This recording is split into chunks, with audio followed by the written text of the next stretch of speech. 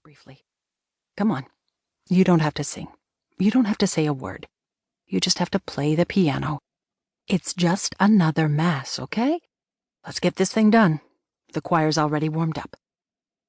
Murmuring about a last-minute change the widow had made to the music list, she marched Miriam past 2 more floral delivery guys and a funeral home employee. In the music area, the ad hoc group of volunteers who sang for funerals awaited her leadership. Miriam gathered her scattered wits and started bookmarking her accompaniment books. Like Becky said, it was just another mass. She could do this. She'd been doing it since high school. She could do it in her sleep. She'd be fine. Naturally, that was the moment the flowers arrived.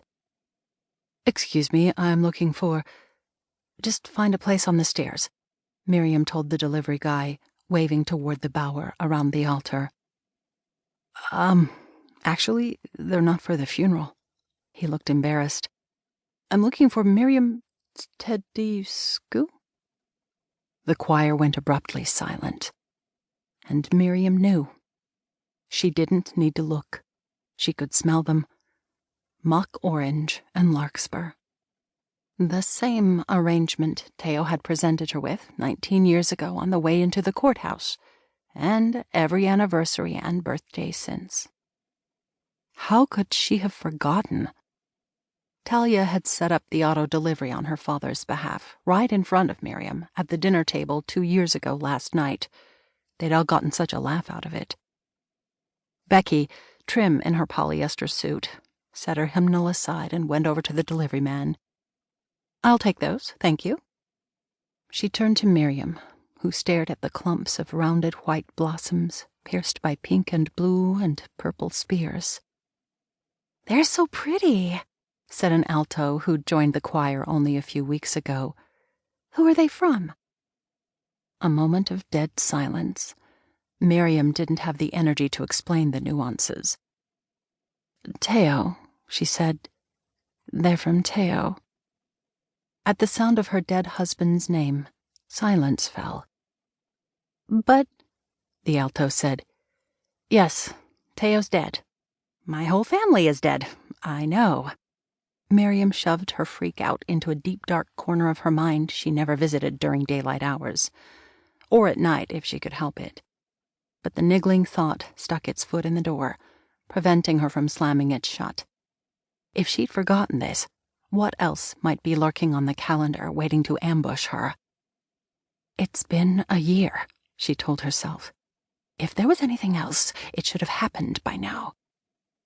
Still, it wouldn't hurt to get into Talia's computer and poke around, just to be safe. Having a plan eased the tightness in her chest, but she wasn't going anywhere near those flowers.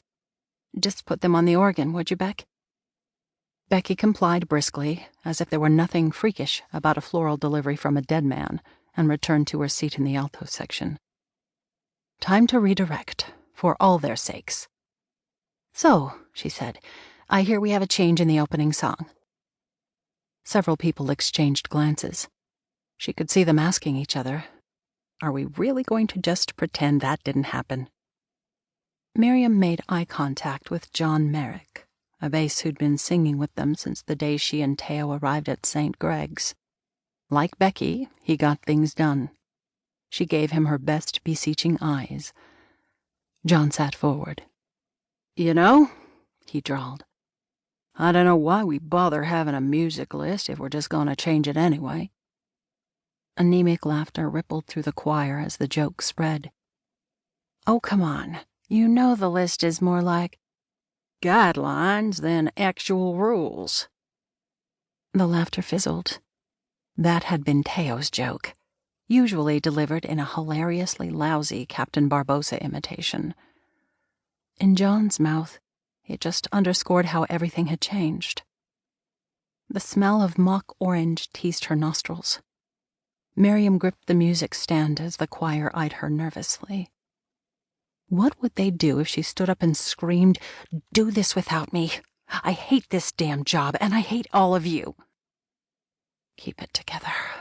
That's not true, and you know it. It felt true.